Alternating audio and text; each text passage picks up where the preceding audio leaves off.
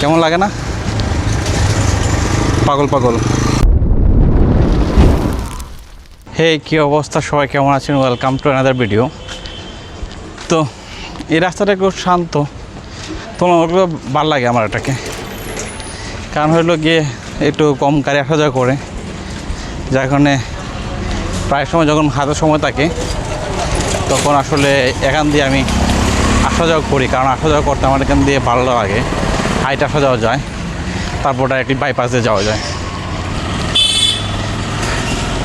আর আসলে এখন ভালো থাকার কারণটা আসলে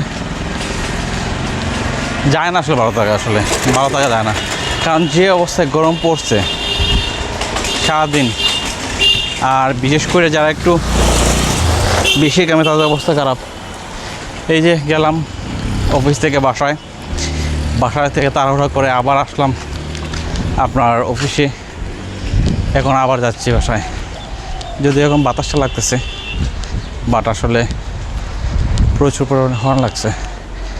এখন বাসায় গিয়ে রেস্ট নিতাম, কিন্তু না, তার পরিবর্তে আমি এখান দিয়ে হাঁটছি। আসলে এটা ভালো লাগে না। আর বাসায় তো প্রচুর গরম, রোদটার কারণে আসলে সব কিছু গরম হয়ে থাকে। আর আমার বাসা ভালোই, আমার পাশে চলতেছে ক্রিকেট খেলা। আসলে কতদিন হয়ে গেল আসলে খেলি না, খেলাধুলা তো টাইমে পাওয়া যায় না। শুক্র শনিবার দুদিন পরে, আর এই দুদিন তো যে আসলে ঘুমাইতেই আসলে শেষ হয়ে যায়। আর রোদ থাকার কারণে এখন আগের মতো আসলে বের হওয়া হয় না। লাইফটা আসলে একঘেয়েমি হয়ে গেছে।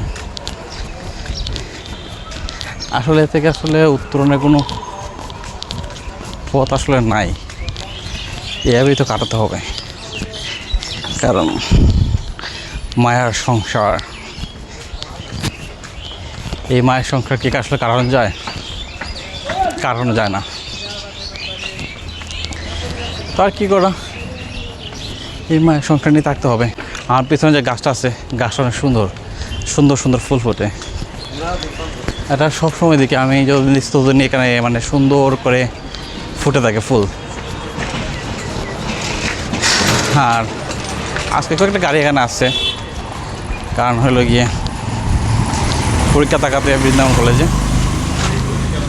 একটু গাড়ি আসা যাওয়া এখানে বেশি।